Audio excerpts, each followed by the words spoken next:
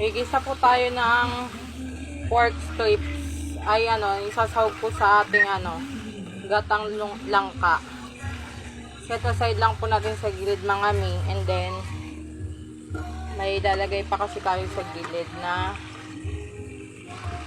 onion. Dito na rin natin gisahin yung onion sa gilid.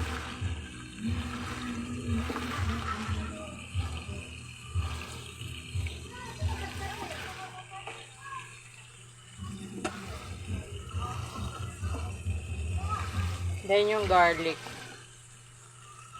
Magluluto po tayo ng gatang langka for the go. Yan mga mi. Mag-sutay-sutay lang po muna tayo. Yan po ang ating siling doon.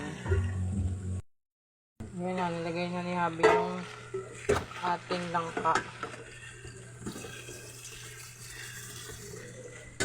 Tanong kasya ba?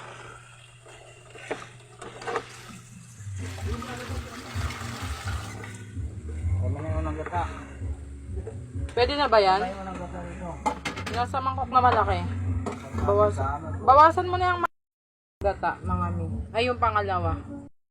Yan, nilagyan ni Abby ng salt.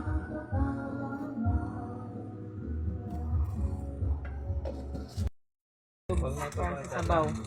Ano ba, pwede may pakita yan.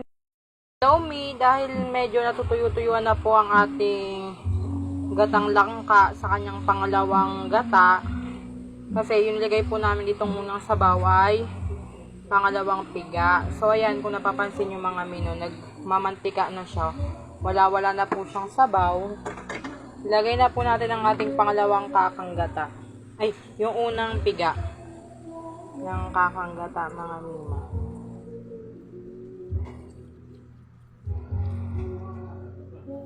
Yarn. Wait na lang po. Takpan na muna natin mga mi.